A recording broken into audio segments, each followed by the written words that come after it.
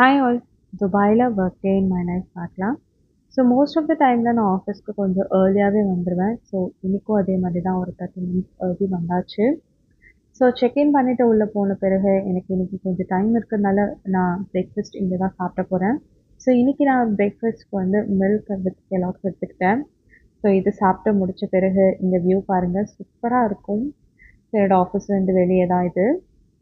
So அதுக்கப்புறம் meeting start பண்ணிட்டாங்க. So meeting ஒரு 2 ஹவர்ஸ் கிட்ட போச்சு. அதுக்கப்புறம் திருப்பி வந்து மெயில்ஸ் அப்புறம் இருக்க பெண்டிங் ஒர்க்ஸ் எல்லாம் முடிச்சாச்சு. அதுக்குள்ளே 1:00 ஆயிடுச்சுங்க. 1:00 லஞ்சுக்கு ஸ்டார்ட் பண்ணி லஞ்ச் எல்லாம் ஷேர் பண்ணி ஃப்ரெண்ட்ஸ் நாங்கள் எல்லோரும் சாப்பிட்டுட்டோம். அதுக்கப்புறம் திருப்பி ஒர்க் ஸ்டார்ட் பண்ணி அது ஒரு 3-4 ஹவர்ஸ் போயிடுச்சு. ஸோ இப்போ டைம் வந்து ஒரு 6:20 இருக்கும். சம்மர் டைம்ன்றதுனால நல்லா வெளிச்சமாகவே இருக்குது. ஸோ அவ்வளோதான், இந்த நாள் அப்படியே முடிச்சாச்சு. ஸோ வீட்டுக்கு கிளம்புன பிறகு வீட்டில் போயிட்டு தோசை